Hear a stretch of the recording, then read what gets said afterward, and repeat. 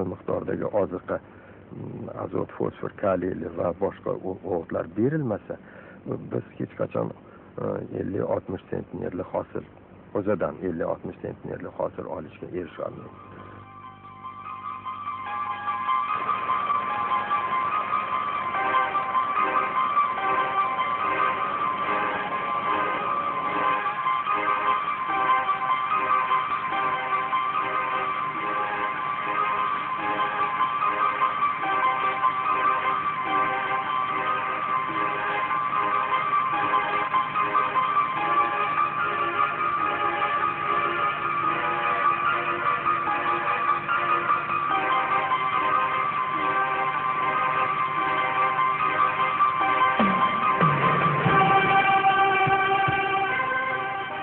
So'nggi yillarda iqtisodiy qiyinchiliklarni ro'kach qilib, amaldorlar har bir qarich yerga ekishga majbur qilishadi, deydi Qurbon ota.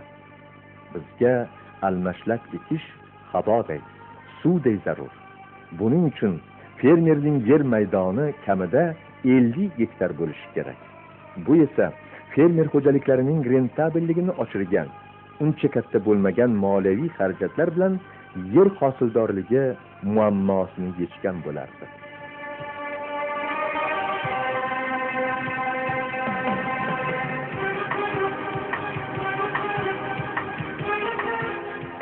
Bu masalada mutaxassis, biologiya fanlari doktori Abdumavlon Abdullayev bunday deydi. Men mutaxassis sifatida shuni aytmoqchimanki, bizda keyingi vaqtda bu yerni almashlab ekish masalasi juda sekin. Ba'zi bir joyda 3%, ba'zi bir joyda 4%, mana shunday qolgan. Lekin meni o'ylashimcha, albatta dam berish kerak yerga. Yer tirik, tuproq tirik jon. Tirik bo'lgani uchun biz hosil olamiz. Tuproqqa qancha o'zimizni vujudimiz bilan qarasak, tuproq shuncha ko'p beradi. 2 yil, 3 yil beda bir joyda turadigan bo'lsa, har gektar yerga 300 kilogramdan havodagi sof haligi azotni tuproqqa singdirib beradi. Ya'ni hali azotofaktor degan mikroorganizmlar bor.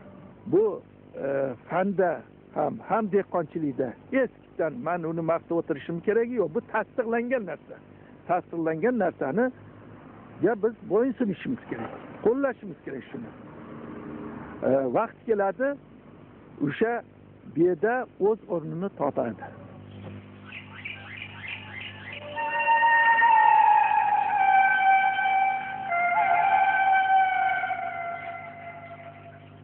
O'zbekiston agrar mamlakat. Yer bizning eng katta boyligimiz. Undan yovuzlarcha foydalanishdan muhofaza qilish va aniq huquqiy me'yorlarni yaratish maqsadida 1998-yilda Oliy Majlis tomonidan 4 ta qonun qabul qilindi. Ular hayotga, xususan Baytqo'rg'onda qanday tatbiq qilinyapti? Bu haqda keyinroq hikoya qilamiz.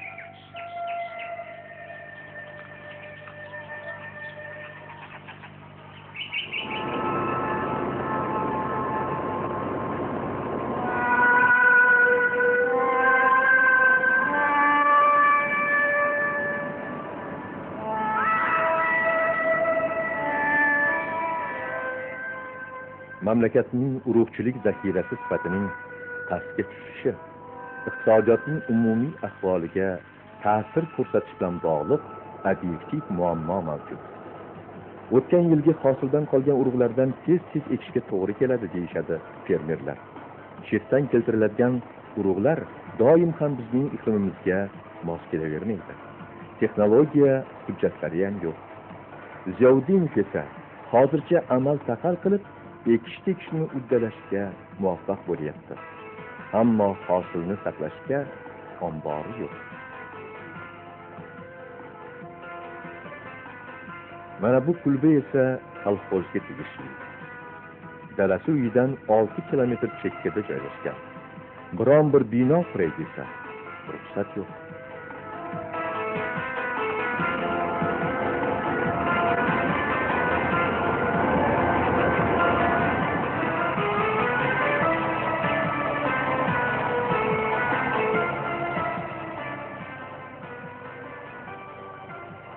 biz obyektiv muammolar haqida gapirar ekanmiz, yana bir masala ustida to'xtalamiz. Bu qishloq xo'jaligida mexanizmlarning yangilanishi masalasi. Baytqo'rg'on kolxoz texnika saroyida texnika yo'q emas, bor. Albatta dala yig'im-terimidan so'ng ularning baholi qudrat fermerlarga ham nafi tegadi. Ammo bu texnika o'z muddatidan oshiq ishlatilgan va eskirgan. Qo'shni fermer xo'jaliklarining texnikasiga ham umid bog'lash qiyin. Endi hozir shuni 1 oy bo'ldi. 1 oydan beri zapchast qidiramiz. Birini topsak, birini topmaymiz, birini topsak, birini topmaymiz. Endi buni hammasi o'zi yo'q. Hammasi bozorda. Perchesenaga yo'q, uni o'sha hisob-kitob orqali qilaylik desak, bozordan topib, naqd pulni bankdan olish qiyin. Shuning oqibatida mana hozir 1 oydan beri shu surilib, mana endi bugun hozir yig'ishtiryapmiz.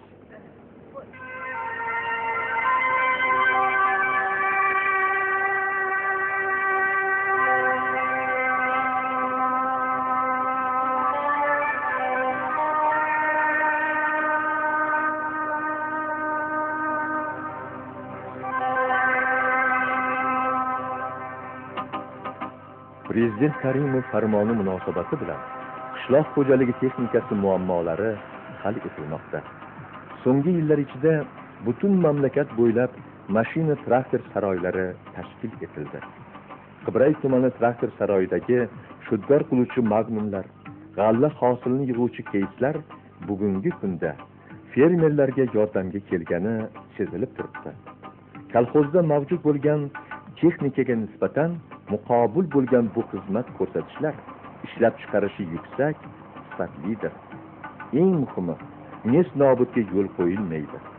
Ammo bunday traktorlardan unumli foydalanish uchun fermerlarda yer maydoni ko'p va keng bo'lishi kerak.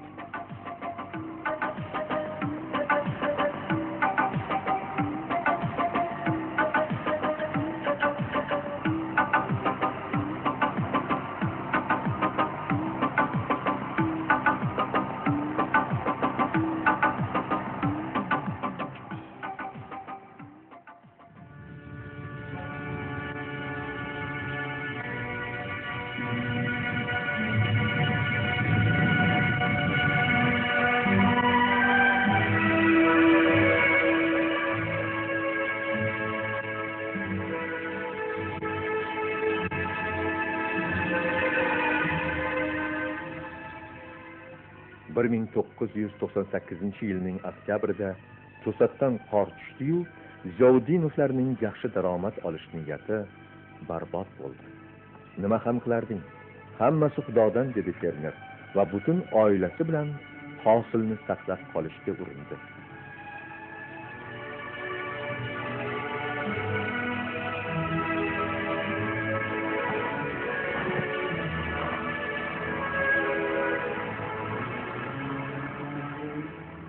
Riqsali aka qishloq xo'jaligidagi obyektiv muammolarga jiddiy yondashadi va ularni ko'tarinki ruh bilan bartaraf qilishga intiladi. Bu xoh ehtiyot qismlarini izlash, xoh urug' va mahalliy o'g'itlarini topish muammolari bo'lsin. Ammo faqat qo'lingga qarashdan boshqasini bilmaydigan ta'magir amaldorni ko'rsa, tushkunlikka tushadi. Islohotlarni chuqurlashtirish uchun tushuntirish ishlarini faollashtirish zarur deydi u. Axir dehqonlarga ko'maklashuvchi qancha yangi farmonlar, qonunlar, qarorlar chiqdi. Ammo ular hamisha ham ijro etilmaydi. Tushuntirish ishlari ham yo'q. Hatto yangi qonunlar to'plami atigi 5000 nusxada chiqarilgan.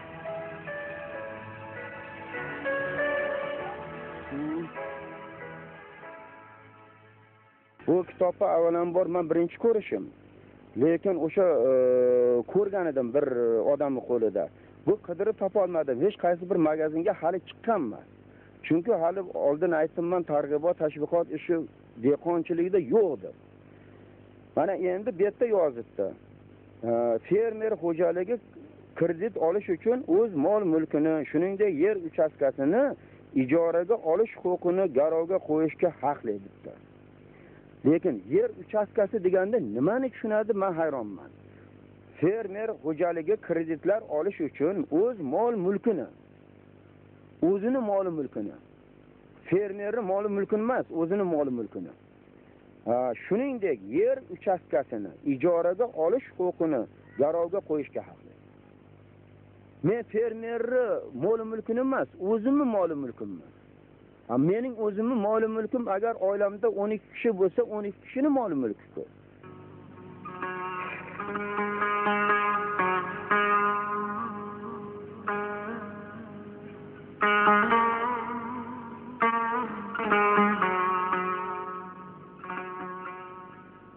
Juda murakkab. Qaram sharoit va joylarda amaldorlarning o'z mansablarini suiiste'mol qilishi fermerlarga bozor iqtisodiyoti uchun zaruriy urf bo'lgan kreditdan keng foydalanishga xalaqit bermoqda.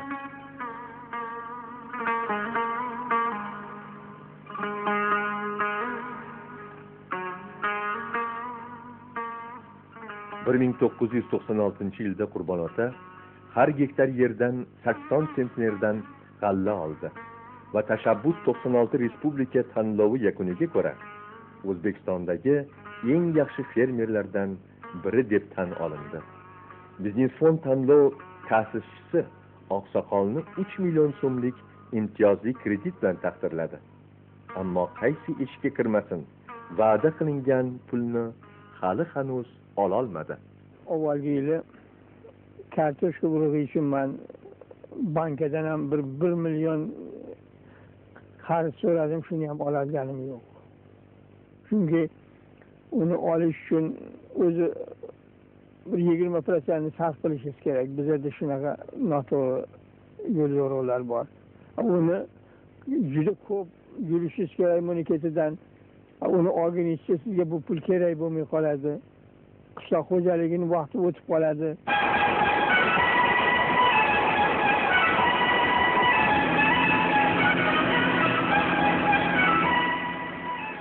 Qiyinchiliklarga qaramasdan egalik qilish tuyg'usi, mulkdorlik tuyg'usi mo'jizalar yaratadi. Qurbonali Hojiyev o'tgan yillardan olingan daromad hisobidan un tayyorlash kichik zavodini qurdi. Uning har smenada ishlab chiqarish quvvati 10 tonnani tashkil qiladi.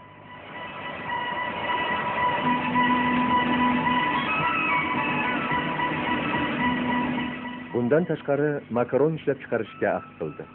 Ko'p o'ylab o'tirmay, bu loyihani ham tezda amalga oshirdi.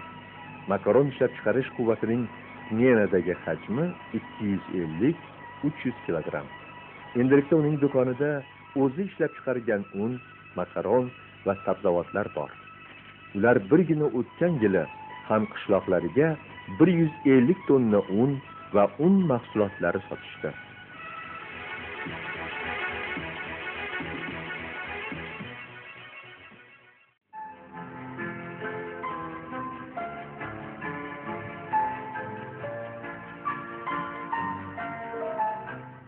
(1998) yilda Qurbon ota 11 gektar yer maydonidan 300 tonnadan oshiq hosil ko'tardi. Shundan 280 tonnasini shartnoma asosida harbiy qismlarga topshirdi. Qolganlarini do'konlarga sotdi. Yana mehnat faxriylariga, ham ta'minlangan oilalarga tarqatdi. Daromad 5,5 million so'mni tashkil etdi. Sof foyda 1,5 million so'm. Bu esa fermer xo'jaligining rentabelligi 50% dan ham ortiq ekanligidan dalolat beradi. Har bir muqim o'rindagi ishlovchiga 107 ming so'mdan ortiq bo'ldi. 750 ming so'm esa davlat byudjetiga soliq sifatida o'tkazildi. Darvoqe, dehqonlarga yagona soliq to'lovi ma'qul keldi. U qog'ozbozlik va ovoragarchilikka chek qo'ydi. Rixsali akaning 1998-yildagi sof daromadi 900 ming so'mni tashkil qildi. Har bir muqim ishlovchining yillik sof daromadi 180 ming so'mdan bo'ldi. Holbuki, o'sha paytda Baytqo'rg'on kolxozida ishlovchi 750 nafar kishiga yillik daromad 16 ming so'mdan to'g'ri kelgan edi. Bugungi kunda davlatimiz iqtisodiy qiyinchiliklarni kechirayotgan bir paytda fermerlarimiz muruvvat va xayriya tadbirlarida beg'araz yordam qo'llarini cho'zmoqdalar. Yonlaridagi bolalar uylari, maktab internatlariga ko'mak berishyapti. Poliklinika qurilishlariga mablag' o'tkazishyapti. Ammo bunday muruvvat qilish uchun fermer o'ziga to'q bo'lishi kerak. 1998-yili Rixsali aka 14 gektar yerga bug'doy ekkan edi. Kolxoz kombaynining o'rim davrida bandligi tufayli hosil yetilib, ancha qismi yerga to'kilib ketdi. Rejadagi 60 sentner o'rniga 50 sentnerdan hosil olindi. G'alla omboriga 42 tonna bug'doy topshirdi. Shundan buyon yarim yil o'tganiga qaramay, avvalgi hosilga hisob-kitob qilinmay, tuman fermerlar uyushmasi ularni kelgusi yil uchun asoratga soladigan shartnoma tuzishga majbur qilmoqda. Biz hozir tepadan buyruq bilan ishlayapmiz. Mana misol uchun hozir shartnoma qilyapti bug'doyga. Prezidentning qarori bor 50%ga. Biz 50%ni o'zimiz sotishimiz kerak, 50%ni